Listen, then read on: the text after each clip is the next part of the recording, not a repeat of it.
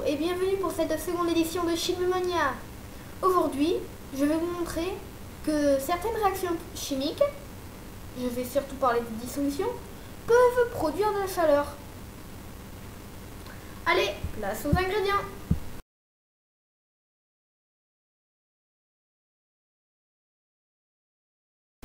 Bon, comme ingrédient de cette expérience, je vais, comme je vous ai dit, faire surtout de la dissolution, donc du vinaigre. Je vous rappelle d'éviter le balsamique et du bicarbonate en préférant alimentaire. Bon, ensuite, ingrédient, je vais y arriver, un brécheur ou autre contenant, bien entendu, un entonnoir propre, pas le besoin du bouchon, et non, je sais pas pourquoi, qu'est-ce qui traîne, trop traîne là, et un thermomètre pour vous prouver que ça forme de la chaleur. L'air ambiant est à 25 degrés. 24,5 si on peut dire. 24,5 donc. Bon, je vous ai tout dit. Place à l'expérience.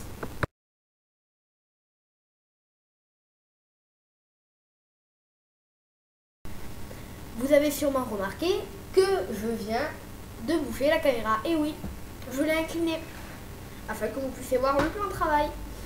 J'ai pris un plan de travail donc et le sopalin en Kleenex à défaut. Bon, c'est parti. Maintenant, vous connaissez un peu le principe de Chimimania si vous avez regardé la première. Vous commencez à comprendre. On vous présente l'expérience, on vous met les ingrédients et on la fait devant vous. Bon, d'abord, bicarbonate.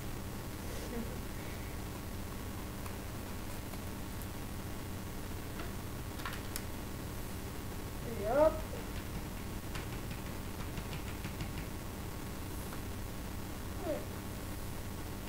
Hop. Pour le dosage, c'est pareil, un fond suffira largement.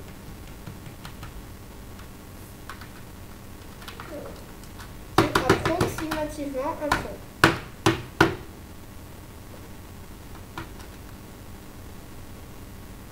Je ne sais pas pourquoi ça commence à se écouter. Ah, c'est bon. Ensuite, cette fois, je n'ai pas besoin de beaucoup de vinaigre. Rappelez-vous, l'air ambiant est à 24,5 degrés.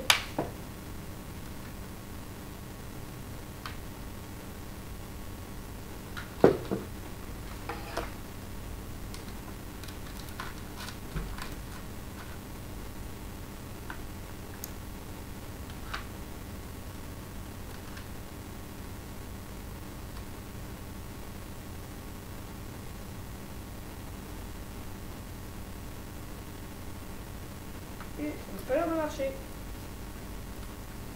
Preuve que je n'ai pas mis assez d'ingrédients. Et voilà. Ça aussi c'est bien. Je vous montre ce qu'il ne faut pas faire pour que vous sachiez ce qu'il faut faire. Bon, je vais nettoyer, mais sachant que j'ai déjà utilisé les pubs de secours, les pubs merdiques pour l'émission numéro 1, je ne vois pas d'autre solution que de vous laisser patienter quelques secondes.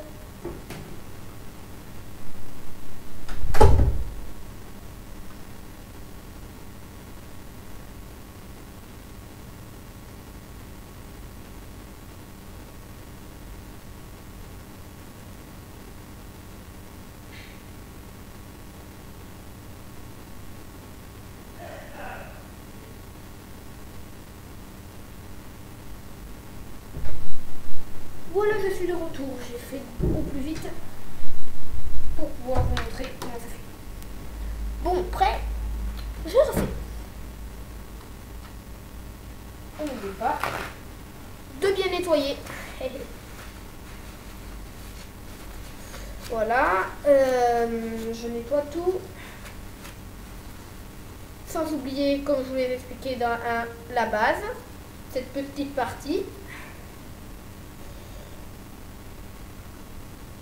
Je la nettoie elle aussi. Et c'est nickel, c'est tout propre. On refait, d'accord? Au fait, si vous avez un peu d'humidité, ce n'est pas grave du tout. Au contraire, ça aide le bicarbonate à se fixer. Bon, des fois, c'est un peu chiant pour vous. Mais sinon, c'est bon.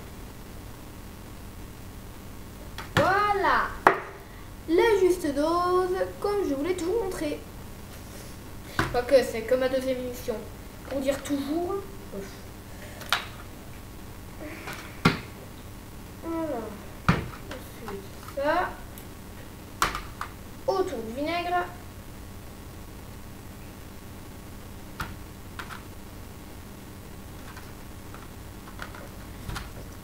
C'est trop dur, oui. Je vais passer un peu.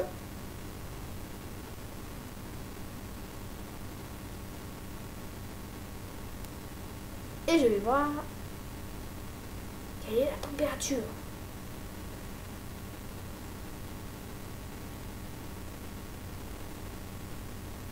Et devinez quoi? Depuis le début, je vous ai dit que ça mettait de la chaleur en plus. Et non, ça met de la chaleur en moins. Je ne peux pas dire que je vous ai eu. Maintenant, rappelez-vous, 24,5, c'est baissé, ça a chuté à 21 degrés. Or, c'est pas, vous allez me dire, en laissant une pièce fermée, en l'ouvrant une seule fois quelques secondes, qu'on va arriver à baisser de 3,5 degrés, non? Oui, même 4,5 degrés parce que c'est à 20. Non. C'est parce que ces réactions, qui portent un nom bien spécial que je vais vous mentionner après, celle-ci, elle consomme de la chaleur. Pour consommer et compagnie la chaleur, il y a trois possibilités. Soit celle qui les neutre, voilà, celles qui ne font rien. Le mot neutre est employé pour dire qu'il fait rien. Désolé. J'ai chopé le rhume des chimistes. Bon. Donc, comme je vous ai dit, il y a trois types. Réaction neutre, puis ils ne font rien. Après, il y a celles qui consomment de l'électricité. Elles sont appelées les réactions endothermiques. Endo, consomme, et thermique. Therme, chaleur. Voilà. Therme, thermo, therma, thermie. Je veux dire chaleur. C'est en latin. Attention.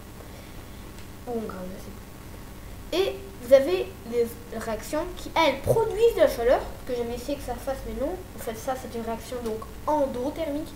Il y a les réactions qui produisent de la chaleur. Les explosions, les réactions nucléaires, les...